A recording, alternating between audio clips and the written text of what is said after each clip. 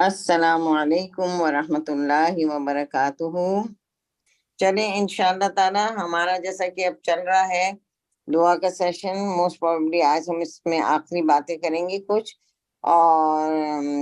دعا جیسا کہ آپ سب کو پتہ ہے کہ دعا جو ہے اللہ تعالیٰ کو پسند ہے کہ بندہ جو ہے وہ دعا مانگے۔ ہم نے اس کی اہمیت دیکھی، ہم نے مانگنے کے طریقے دیکھے۔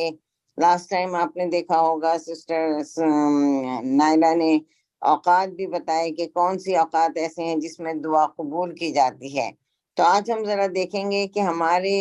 انبیاء کرام جو تھے وہ دعا مانگا کرتے تھے۔ تو اس میں سب سے پہلے ہم یہ دیکھیں گے کہ اللہ سے دعا مانگنے کے 3 طریقے ہیں۔ عموماً لوگوں کا کیا ہوتا ہے کہ جب مشکل وقت آتا ہے تو چاہے وہ سبحان اللہ جو وہ بھی ہوتے ہیں نا، کیا کہتے ہیں، نان مسلم بھی، وہ بھی اللہ کو ہی پکارتے ہیں فائنلی، اور مسلمان بھی پہلے تو ادھر ادھر بھاگیں گے تھک ہار کے، بس پھر وہ اللہ سے ہی مانگتے ہیں، حالانکہ پہلے ہمیں اللہ ہی سے مانگنا ہے، اور اللہ سے عجز و انکساری کے ساتھ مانگنا ہے، اللہ سے کیا کہتے ہیں بہت ہی یقین کے ساتھ مانگنا ہے کہ ہم جو کچھ مانگیں گے انشاءاللہ اللہ ہم کو دے گا۔ یہ بھی ہم پڑھ چکے ہیں کہ اللہ تعالیٰ یا تو فور رائٹ اوے ہماری دعا قبول کر لیتے ہیں، یا ہمیں اس سے بہتر نعم البدل دے دیتے ہیں، یا پھر اس دعا کو اللہ تعالیٰ قیامت میں کے لیے جمع کر لیتے ہیں، اور انسان جب اپنے اس نیکی کو وہاں دیکھے گا تو وہ کہے گا کاش میری کوئی دعا قبول نہیں ہوتی۔ تو اب ہم یہ دیکھتے ہیں کہ اللہ سے دعا کرنے کے 3 طریقے کیا ہیں، 3 صورتیں۔ نمبر 1 ہے اللہ کی توحید و تعریف بیان کرنا، جیسے ہم کہتے ہیں لا الہ الا انت سبحانک انی کنت من الظالمین، یعنی ہم اللہ ہی سے مانگ رہے ہیں کہ یا اللہ آپ ہی ہیں، آپ ہی سب کچھ ہیں، اور میں ہی ظالموں میں سے ہوں۔ ربنا لک الحمد، جیسے کہ ہم نمازوں کے دوران پڑھتے ہیں، رکوع سے اٹھ کے پڑھتے ہیں، یعنی یہ بھی ایک طرح سے اللہ کو پکارنا ہے، اللہ کی وحدانیت کو بار بار جو ہے یہ بتانا ہے، جس سے اللہ تعالیٰ خوش ہوتے ہیں کہ میرا بندہ جو ہے مجھے ایک سمجھتا ہے، میرا بندہ مجھ سے ہی مانگتا ہے۔ اور جیسے آپ سب کو یہ معلوم ہے کہ عرفہ کا دن کون سا دن ہوتا ہے؟ جب لوگ دعائیں مانگتے ہیں۔ حاجی کیا پڑھتے ہیں؟ لا الہ الا اللہ وحدہ لا شریک لہ لہ الملک و لہ الحمد وہو علی کل شیء قدیر۔ اس میں حاجی نے اور کچھ نہیں پڑھا اور کچھ نہیں کہا کہ مجھے یہ چاہیے مجھے وہ چاہیے، وہ صرف اور صرف اللہ کی تعریف، اللہ کی وحدانیت بیان کرتا رہا، اور یہی کہا کہ تیرا کوئی شریک نہیں ہے، تو ہی مالک ہے، بادشاہ ہے، اور تو ہی ہر چیز پر قادر ہے۔ اور یہ دعا بہترین دعا ہے، حج کے دوران بھی پڑھتے ہیں، طواف کے دوران بھی پڑھی جاتی ہے، اور ہم کو بھی دل سے اس کو دعا سمجھ کے پڑھنا ہے۔ ہم تو صرف ایسی ایک طریقے سے اپنے لپ ایکسرسائز کر لیتے ہیں کہ ہاں 100 دفعہ صبح پڑھنا ہے، 100 دفعہ شام پڑھنا ہے، دیٹس اٹ، مگر نہیں، اس کو اگر ہم یہ سمجھیں کہ یہ دعا ہے اور اس دعا کو اللہ تعالیٰ پسند کرتے ہیں، تو ایک تو یہ طریقہ ہے کہ اللہ کی توحید اور اللہ کی تعریف بیان کرنا۔ پھر دوسرا طریقہ کیا ہے کہ اللہ سے مغفرت اور رحمت کا سوال کرنا۔ تو اللہ سے مغفرت کس طرح کرتے ہیں ہم؟ کہ استغفار کرتے ہیں، کثرت سے جب ہم استغفار کرتے ہیں اس وقت بھی ہمارے ذہن میں یہ بات ہونی چاہیے کہ ہم اللہ سے اپنے گناہوں کی معافی مانگ رہے ہیں، اور اللہ تعالیٰ جب ہمارے گناہ معاف کر دے گا تو انشاءاللہ ہماری وہ تمام ضروریات پوری کرے گا جو ہم چاہتے ہیں۔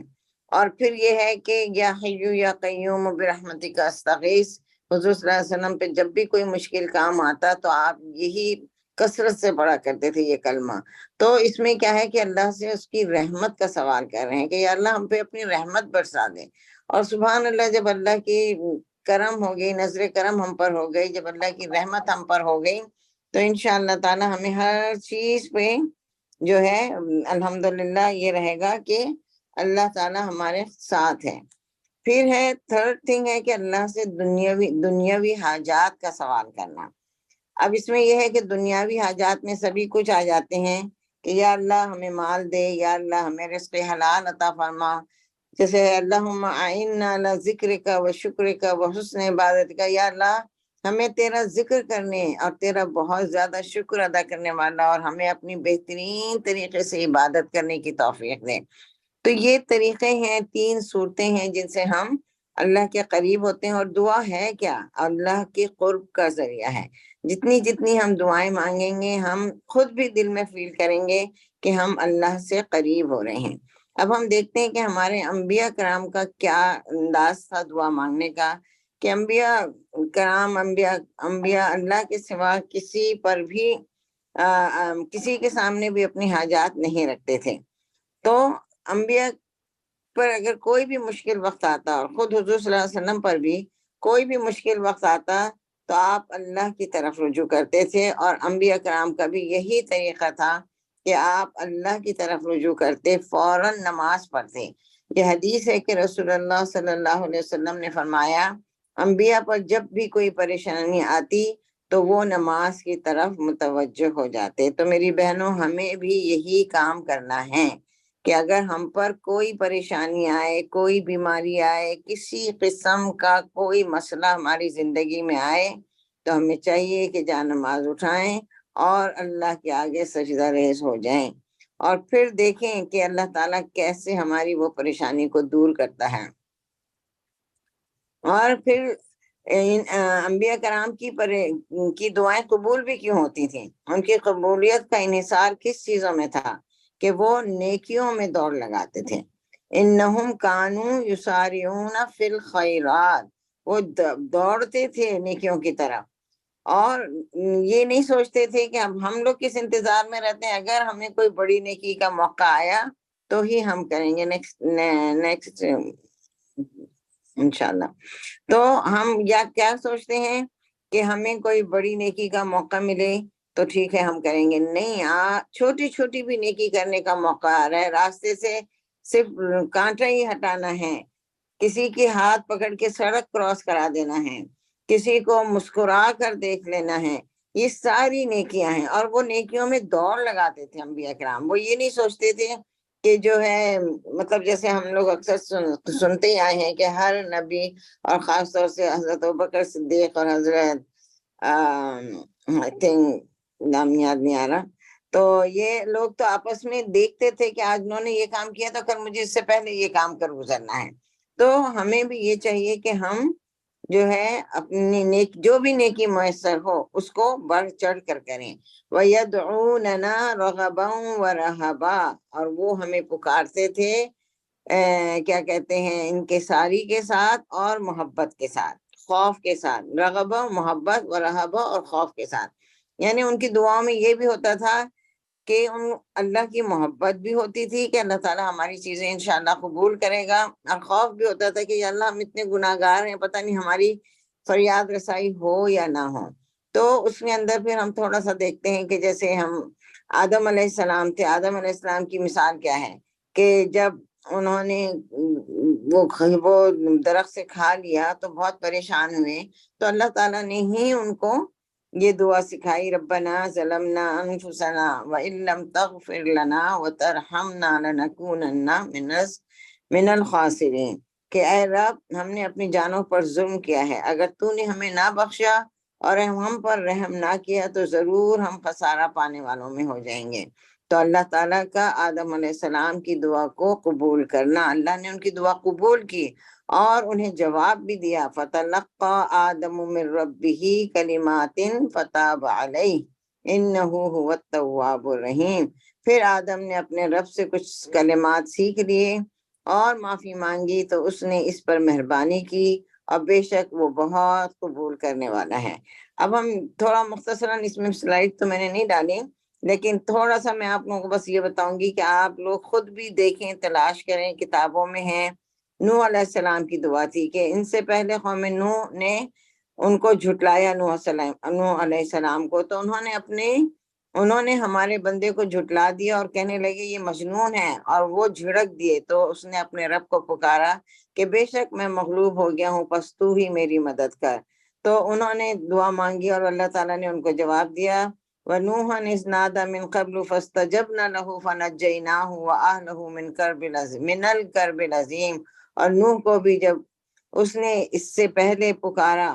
تو ہم نے اس کی دعا کو قبول کی۔ تو بس ہمیں بھی جو ہے نا، پھر آپ نے دیکھا یونس علیہ السلام کی دعا، لا الہ الا انت سبحانک انی کنت من الظالمین، انہوں نے کہاں پکاری تھی؟ مچھلی کے پیٹ میں، مچھلی کے پیٹ کا اندھیرا، سمندر کا اندھیرا، لیکن اللہ تعالیٰ نے اس اندھیروں میں اپنے بندے کی دعا کو سنی۔ تو اصل چیز کیا ہے کہ اخلاص ہونا چاہیے، ہمیں اپنے آپ میں اخلاص پیدا کرنا ہے، اور اخلاص کے ساتھ، یقین کے ساتھ اللہ سے مانگنا ہے اپنی ہر چیز کو۔ اور ایک حدیث میں بھی ہے، اور صحابہ کرام کا بھی طریقہ یہ تھا کہ اگر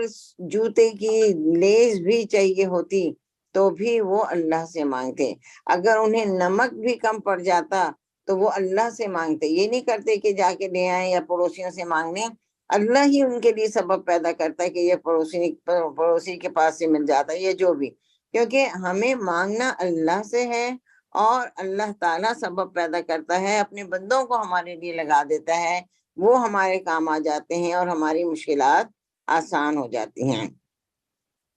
تو آج سے ہم لوگ انشاءاللہ مانگتے ہیں دعا، لیکن شعور کے ساتھ، اچھی طریقے سے سوچ کر، اللہ پر یقین رکھتے ہوئے اللہ کی تعریف بیان کریں گے، جیسے لاسٹ ٹائم بھی ہم نے کیا تھا کہ اللہ کی تعریف بیان کرنا ہے، درود شریف پڑھنا ہے، اس کے بعد بے شک ہم استغفار کریں، اپنے گناہوں کی معافی مانگیں، اور پھر اللہ تعالیٰ سے دعا مانگیں، تو یقین کے ساتھ کہ میری دعا ضرور قبول ہوگی،